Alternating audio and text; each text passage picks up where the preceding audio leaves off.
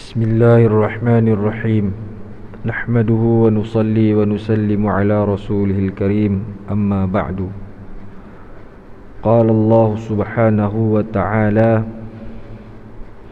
قل هو الله أحد الله الصمد لم يلد ولم يولد ولم يكن له كفوا أحد قال النبي صلى الله عليه وسلم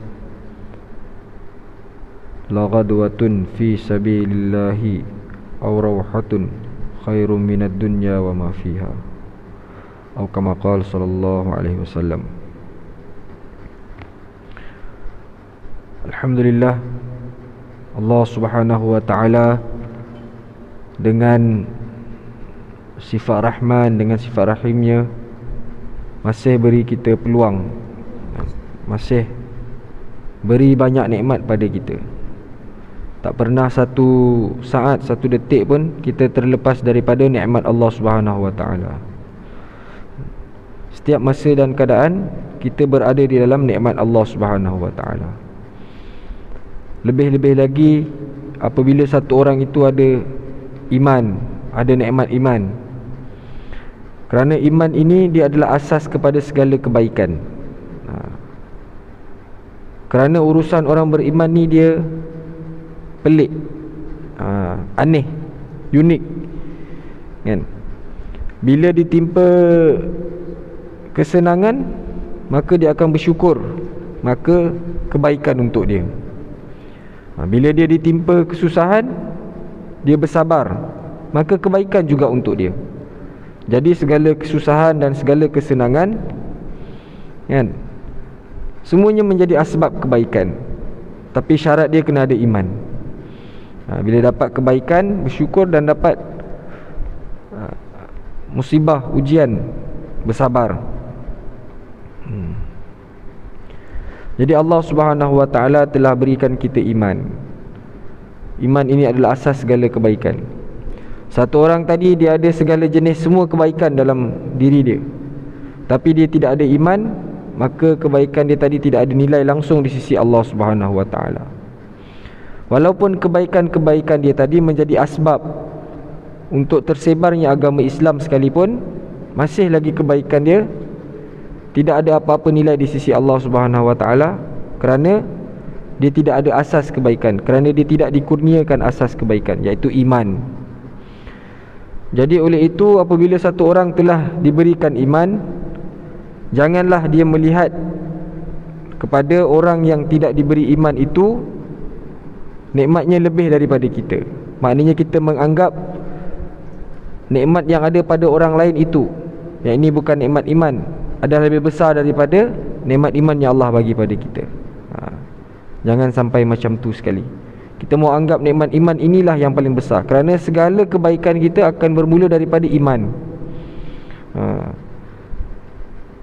Bahkan buat kejahatan sekalipun, disebabkan ada iman tadi, maka akan menyebabkan satu orang tadi ada kekuatan untuk dia bertaubat kepada Allah Subhanahu wa ta'ala. Dan dengan asbab taubat tadi, Allah Subhanahu wa ta'ala menerima taubatnya dan dia diampunkan oleh Allah Subhanahu wa ta'ala. Ini pun bermula daripada asbab nikmat iman, manfaat iman, kan? Tapi bahayanya satu orang tak ada iman, bila dia mati bermulalah musibah dia. Bermulalah musibah dia. Tapi ada satu orang yang mati ada iman, masuk dalam kubur, bermulalah kehidupan dia. Kehidupan dia baru bermula. Jadi dekat dunia ni kena susah sikit untuk jaga iman, kena bermati-matian untuk jaga iman kita. Apa makna jaga iman ni? Maknanya kita jaga, jangan beri laluan pada hati kita untuk yakin kepada selain daripada Allah Subhanahu wa ta'ala. Jaga iman kita dengan jaga hati kita daripada jangan yakin kepada selain daripada Allah Subhanahu wa ta'ala. Hanya yakin kepada Allah Subhanahu wa ta'ala.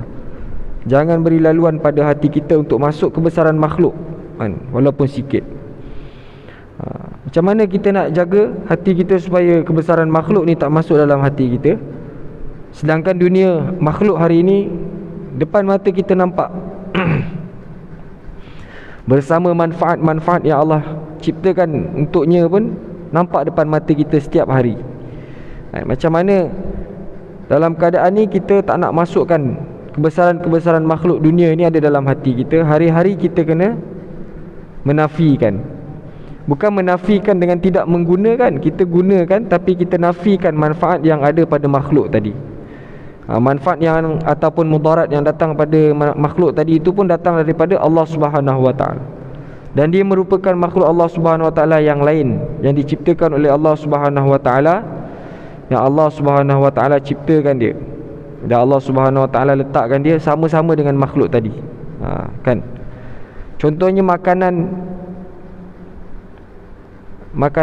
Hari-hari kita kena makan. Kerana makan juga perintah Allah Subhanahu Wa Taala. Kan? Kalau kita tak makan, macam mana kita nak sempurnakan perintah Allah Subhanahu Wa Taala yang ada pada makanan?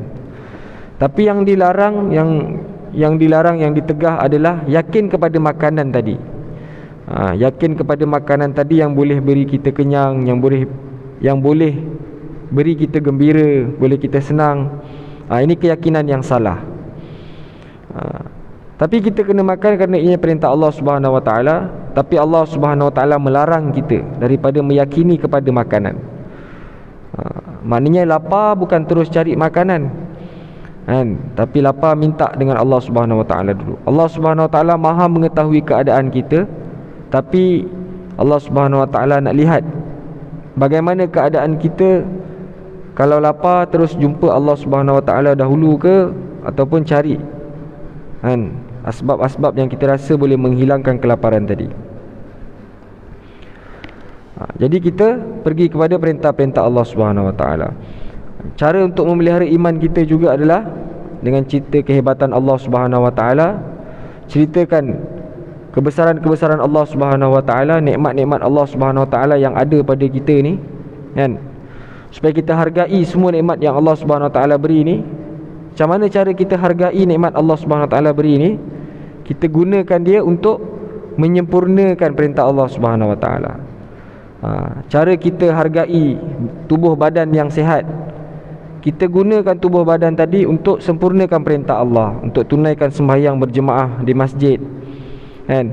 Dengan kecergasan yang Allah SWT beri pada kita, kita gunakan. Macam mana kita hargai nikmat tadi, kita gunakan semua kecergasan tubuh badan tadi untuk cepat-cepat menuju kepada rumah Allah Subhanahu Wa Taala apabila azan telah dilaungkan. Bersegera untuk menunaikan perintah Allah. Ini cara kita menghargai nikmat-nikmat yang Allah SWT berikan kepada kita. Harta, kan? Harta yang Allah SWT berikan kepada kita, cara kita hargai ialah dengan kita belanjakan pada tempat-tempat yang Allah SWT suka, kan? Dekat akhirat nanti pun Allah SWT akan tanya pada seluruh manusia, dulu kat dunia aku sakit, kau tak datang ziarah aku pun, kan? Dulu aku lapar, kau tak bagi makan pun pada aku, kan? Maha suci engkau, wahai Allah, engkau tak sakit, engkau tak lapar. Maknanya dekat dunia ni ada orang sakit depan mata engkau, kan? Dinampakkan, dibukakan di hadapan mata kamu orang-orang yang sakit, tapi kamu tak pergi pun ziarah, tak pergi pun ziarah, tak bagi semangat, tak bagi apa-apa keperluan bantu, kan? Dulu kat dunia ada orang-orang lapar datang minta pada kamu makanan, tapi kamu tak bagi pun makan pada mereka.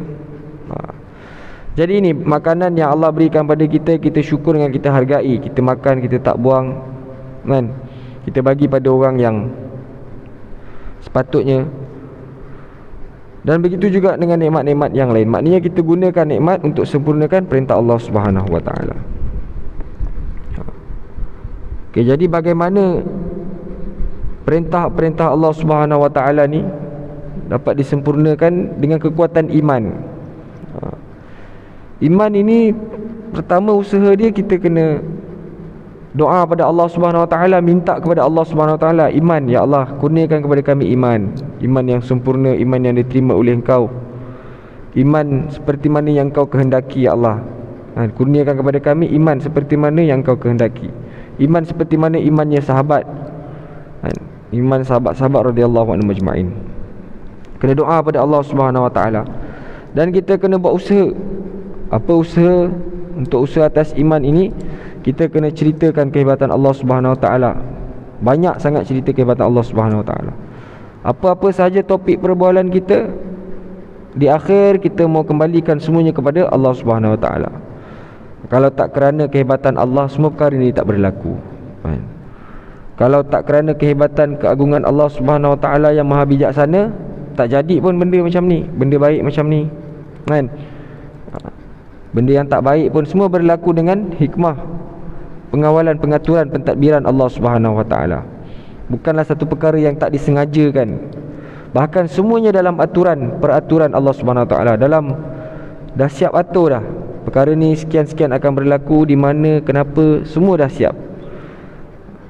Perancangan Allah Subhanahu Wa Taala maha teliti, tak pernah tersalah. Ini kehebatan Allah Subhanahu Wa Taala. Jadi kita kena berdoa pada Allah Subhanahu Wa Taala, banyakkan berdoa kepada Allah Subhanahu Wa Taala. Dan percakapan orang mukmin ni pun kena jaga-jaga. Sebab apa? Percakapan orang mukmin ni sentiasa didengari oleh Allah Subhanahu Wa Taala. Maknanya percakapan orang mukmin ni adalah doa. Jadi sebab itu kita kalau jumpa dengan orang-orang soleh, orang-orang mukmin, orang yang beriman, orang yang ada iman ni, kita jangan jadi asbab supaya terkeluarnya sesuatu yang tak baik daripada mulut mereka. Kerana apa? Takut apabila apa yang keluar daripada mulut mereka itu adalah doa, dan kalau doa itu doa yang tak baik, dimakbulkan oleh Allah Subhanahu Wa Taala, wa na'udzubillah, jadi yang tak baik. Jadi sebab itu, bila kita berhadapan dengan orang yang beriman, kita jangan jadi asbab supaya mereka buka mulut untuk perkara yang tak baik.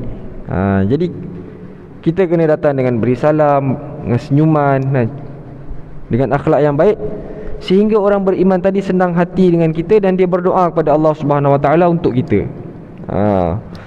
Masya Allah, terima kasihlah, semoga Allah balas jasa kamu. Dapat doa daripada orang beriman.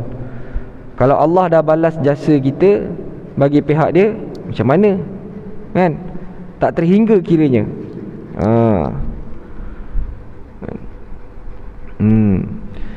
Jadi sebab itu penting kita mau jaga kelakuan kita, percakapan kita, supaya tidak mengeluarkan, tidak menjadi asbab untuk terkeluarnya sesuatu yang tak baik daripada mulut orang beriman.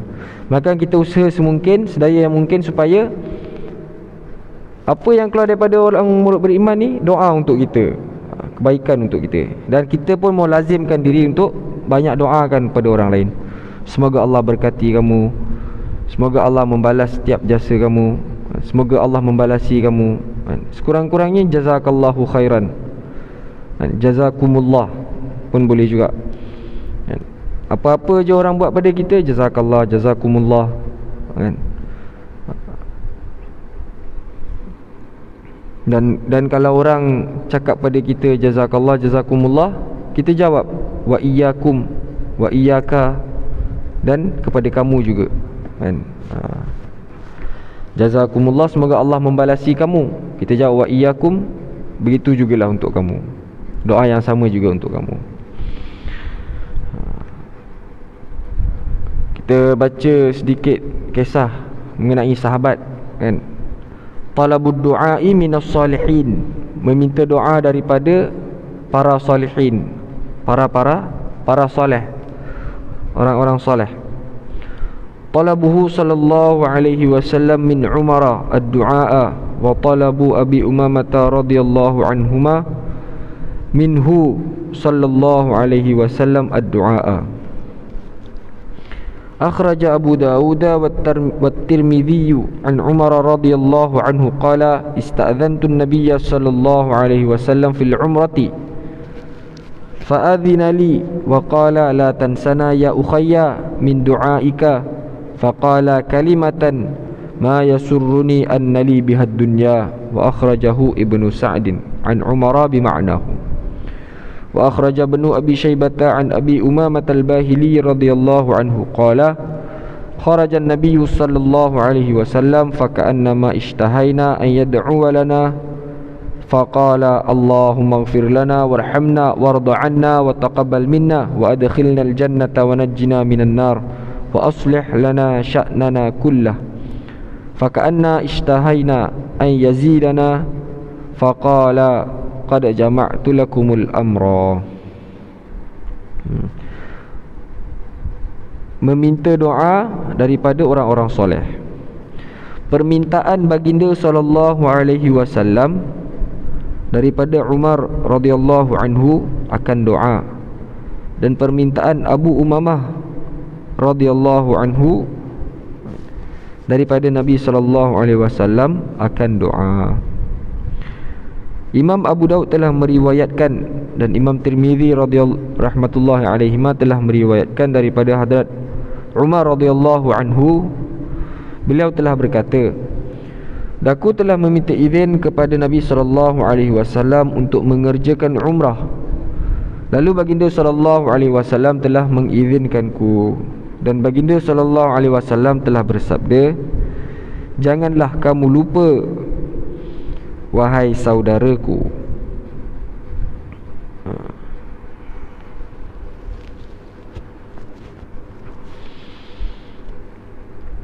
Janganlah kamu lupa, janganlah kamu lupa akan kami daripada doa kamu. Maknanya jangan lupalah bila doa tu, jangan lupa kami. Doakanlah untuk kami sama. Doakan kami sama sekali. Jadi Nabi SAW beri pesanan kepada Umar radhiyallahu anhu untuk mendoakan baginda SAW. Jangan lupa.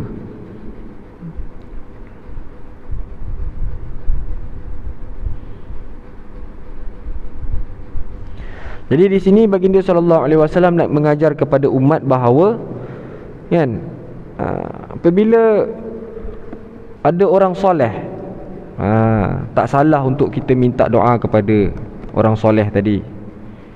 Nabi nak mengajar kepada umat bahawa ada orang soleh, tak salah untuk kita minta mereka doakan untuk kita, supaya kebaikan-kebaikan dalam doa mereka pun termasuk, kita pun termasuk di dalam kebaikan-kebaikan yang ada di dalam doa dia.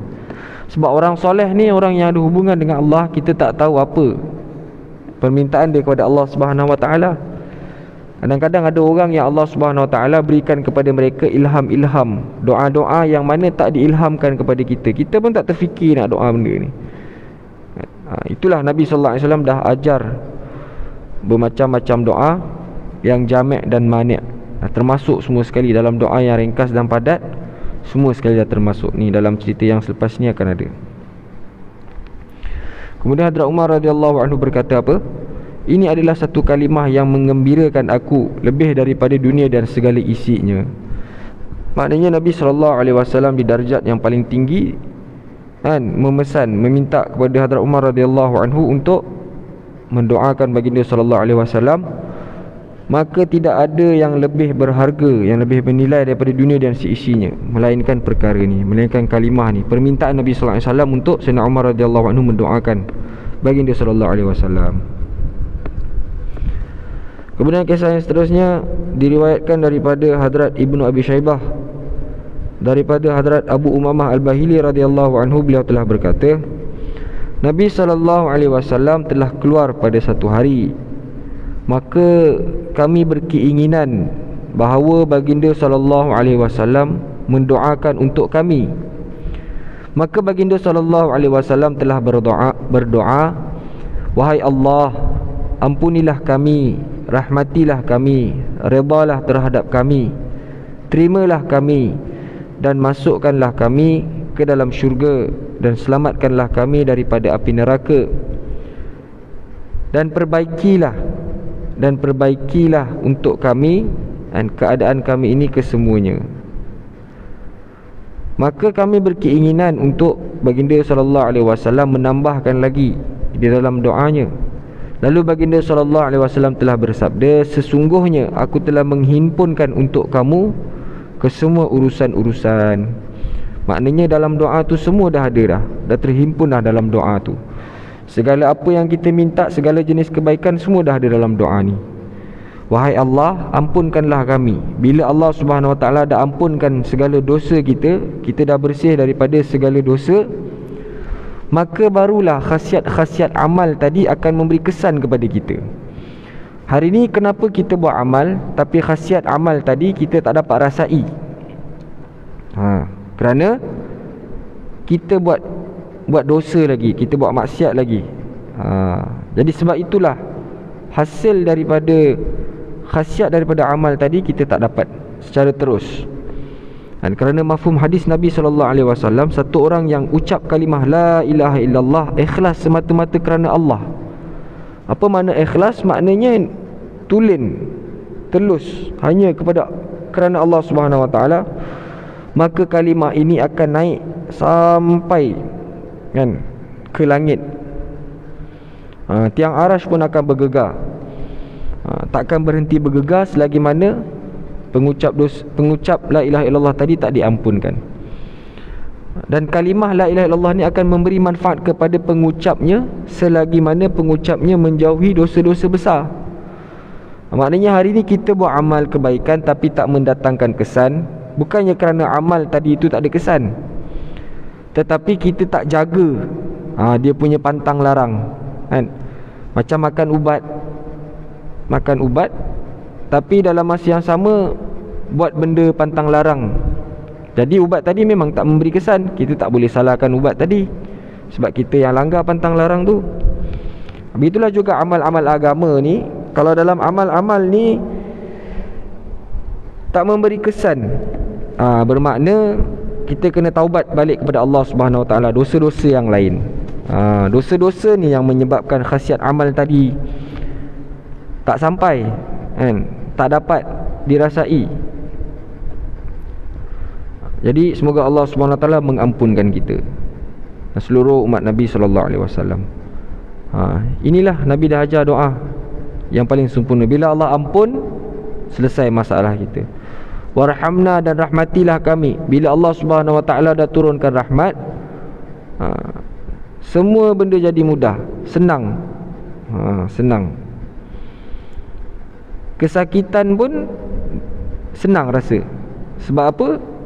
Sakit tu dalam rahmat Allah Subhanahu Wa Taala, bukannya kerana azab. Sakitnya orang yang beriman ini dan adanya rahmat Allah Subhanahu Wa Taala. Warda anna, ya Allah, redalah kepada kami, redalah terhadap kami. Kalau Allah Subhanahu Wa Taala dah reda, dalam syurga yang kita rasa tempat walakum fiha ma tashtahi anfusukum walakum fiha ma tad'un, tempat yang kita rasa kita diberitahu apa sahaja keinginan kamu semua akan ditunaikan, tak ada apa-apa ikatan dah. Tapi nikmat yang paling besar adalah keredaan daripada Allah Subhanahu Wa Taala. Sehingga kan dekat syurga pun Allah Subhanahu Wa Taala akan tanya pada semua penghuni syurga, apa lagi nikmat yang belum sempurna? Semua dah cukup dah, semua dah rasa, semua apa yang nak, semua yang teringin, semua yang rasa mengidam, semua dah dapat. Semua kata dah tak ada dah. Kemudian Allah Subhanahu Wa Taala cakap, hari ini aku sempurnakan nikmat kamu dengan aku redha kepada kamu. Maka barulah sempurna nikmat syurga tadi. Dan dekat dunia pun lepas habisnya kan, apa persyariatan Islam, ayat akhir daripada Al-Quran diturunkan pun beritahu, raditu lakumul Islam Madinah, aku redha Islam ini sebagai agama kamu. Jadi siapa yang ambil Islam ini dalam kehidupan dia, maka Allah Subhanahu Wa Taala akan redha dengan dia. Jadi sebab itu sehabis yang mungkin kita cuba kehidupan Islam ini, maknanya kehidupan yang dibawa oleh baginda SAW, semakin hari kita semakin mirip, semakin hampir dengan kehidupan Nabi SAW. Untuk agama memang maju dia kena tengok ke belakang. Sebab apa? Sebab kita punya modul kita kat belakang kan, sahabat Nabi SAW dan Nabi SAW. Jadi kita kena tengok ke belakang. Untuk maju dalam agama kita kena tengok ke belakang, kena tengok balik sirah, bagaimana Nabi SAW dan sahabat-sahabat jalankan agama ini. Itu kita kena rujuk semula. Kemudian bila Allah Subhanahu Wa Taala dah redha, sempurnalah nikmat kita. Taqabbal minna, Allah Subhanahu Wa Taala terima pula kita kan. Terima. Terima. Satu, Allah Subhanahu Wa Taala gunakan kita untuk jadi asbab untuk orang lain pun datang kepada agama Islam. Dan satu lagi juga, Allah Subhanahu Wa Taala jadikan diri kita ini memang orang yang mengamalkan agama Islam dengan sebenar-benarnya kan. Hari ini orang boleh nak ajak orang lain untuk amalkan Islam, tapi dia sendiri pun tak usaha ke arah untuk sempurnakan amalan Islam dalam diri dia. Jadi sama-sama dua-dua perkara yang kita perlu usahakan, kerana ini dua-dua tanggungjawab kita dan inilah kita diperintahkan. Pertama, kita kena amalkan Islam. Yang kedua, kita kena sampaikan, kita kena pastikan setiap orang ini amalkan Islam dalam kehidupan mereka. Jadi kita bagi ulama' bagi contoh penerimaan punya penafsiran ni, kan? Apabila satu masakan dimasak, kan, dia punya penghujung dia, pengakhiran dia, makanan ni akan dimakan ataupun tidak, kan? Kalau makanan ni akan dimakan, maka makanan ni diterima, sampai dia punya piawaian dia, maknanya makanan ni diterima.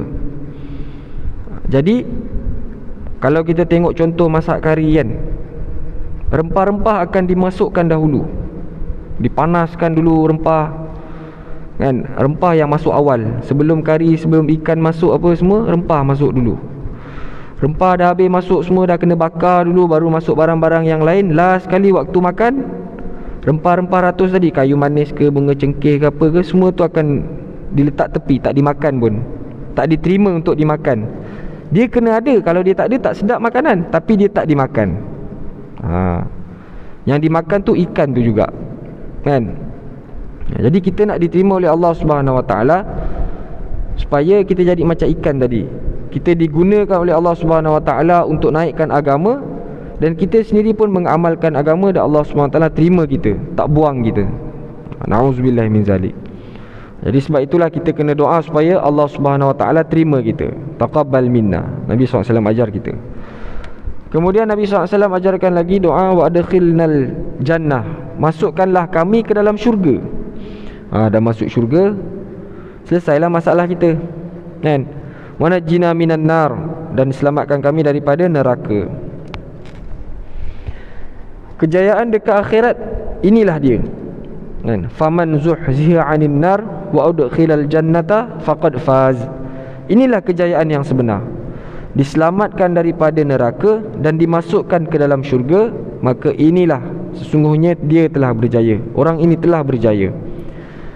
Jadi untuk selamat daripada neraka dan masuk ke dalam syurga, bukannya dekat akhirat nanti baru kita nak usaha.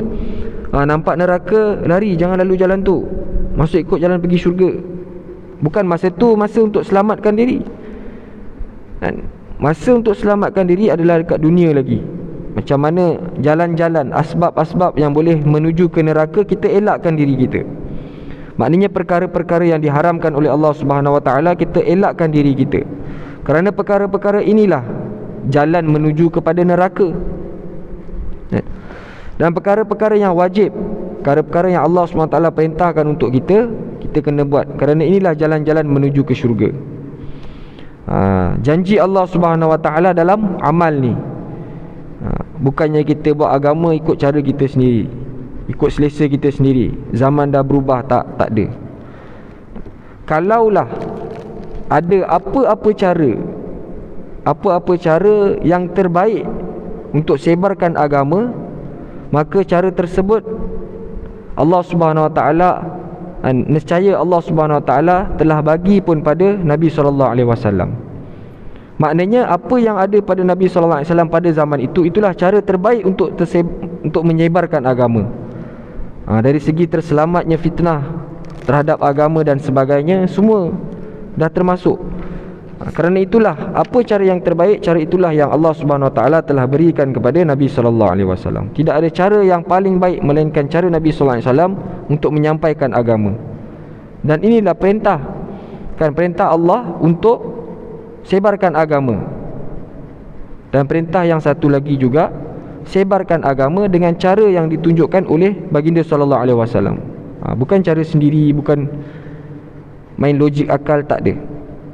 Kerana kadang-kadang cara Nabi sallallahu alaihi wasallam, kalau kita ikut sirah, cerita-cerita dahulu, banyak cerita-cerita penyebaran agama ni berlawanan dengan akal, logik akal, berlawanan. Kerana itulah ujian yang terbesar, ujian iman, ujian untuk yakin hanya pada Allah. Selain daripada Allah tak boleh buat apa-apa. Walaupun nampak logik ini lebih berkesan, tapi tak, dia bukan cara Nabi sallallahu alaihi wasallam.